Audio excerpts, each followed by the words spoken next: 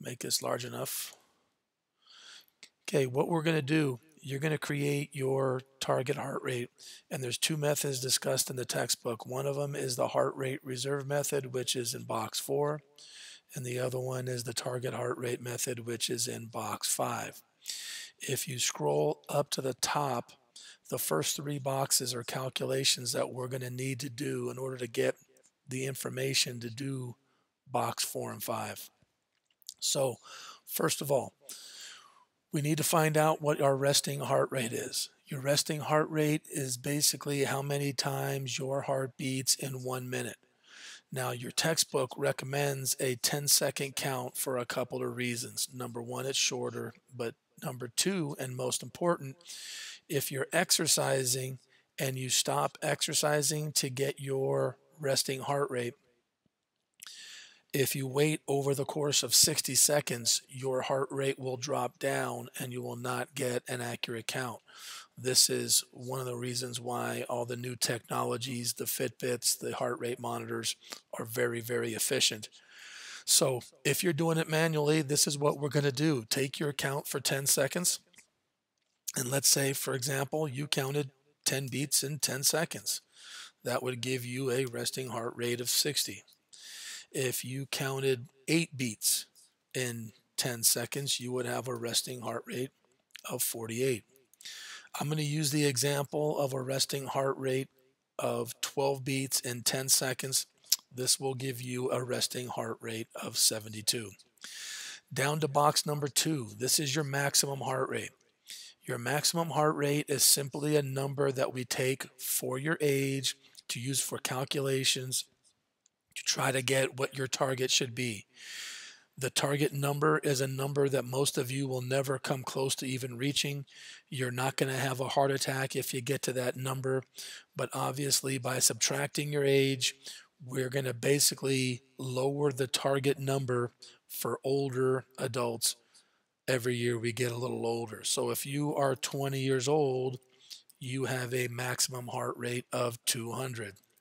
If you are 25 years old, you would have a maximum heart rate of 195. I'm going to just make up a silly number here and pretend you're 32. That's going to give us a maximum heart rate of 188. The next down is the heart rate reserve box. The heart rate reserve box just asks you to take your answers from the first 2 boxes. The heart rate reserve is the difference between what you start at resting to what your maximum is. This is going to be the amount of beats that we have, and we will calculate a percentage from those. So if you do the calculation of 188 minus 72 in this example, your heart rate reserve is 116. This is simply telling us that you have 116 beats in between where you started and what your maximum is. Obviously, most of you will have different numbers in these categories. So now that we have the information, let's punch it into the boxes. We have 116 here as an example for our heart rate reserve, and we have 72 beats in here for our resting heart rate. If you look at the calculation for box number 4, we are simply going to follow our order of operation from left to right to find out what our lower limit and what our upper limit heart rate numbers are going to be, and the target zone should be somewhere right in beside around halfway there.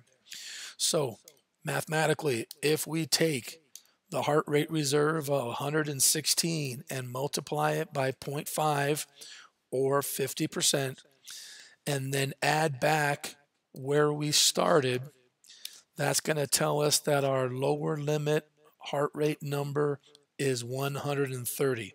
According to this method, using these parameters, you're not even starting cardio until your heart rate gets to 130. Anything below 130 is considered moderate or low activity, not cardio. In the next box, we're going to take our 116, we're going to multiply it by 0.85, which is 85%. Add back your resting heart rate, and we're going to know that our upper limit is 170 beats.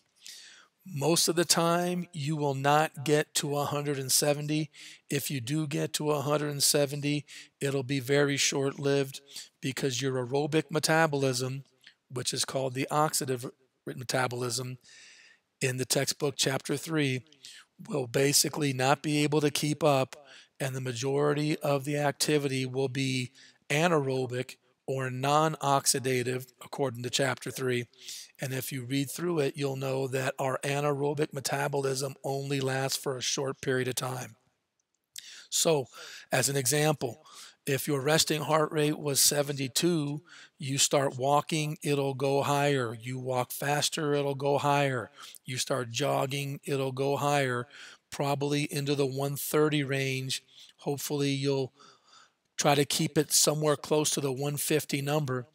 If you start running too fast, you'll probably get close to 170, but you probably will not be able to keep up that pace for more than a few seconds, maybe a minute or so. Okay, down to number 5. Number 5, all we need to know is our maximum heart rate. And because we are a 32-year-old in this example, we're just going to punch in the 188s and do a simple multiplication of 188 multiplied by 65% and 188 multiplied by 90% or 0.9, and that's going to give us a different range. Now, these numbers are fairly close, only about 5 beats. Here's the difference. If you look at box number 5 is your maximum heart rate.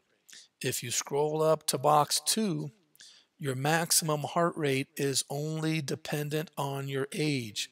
So box number 5 is saying basically this is a good norm for 32-year-olds.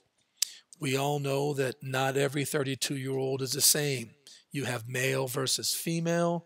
You have in shape versus out of shape, short versus tall, slender versus overweight. So this is a norm for an age group. What box number 4 does is it takes into consideration what your heart is doing at rest. If your numbers were different, let's say, for example, you had a resting heart rate of 60, that's going to change your numbers. And that's why the target heart rate method is recommended, because it takes into consideration your existing health along with your age group. When you're done, make sure you save the document with your first name, last name, and heart rate worksheet and turn it in.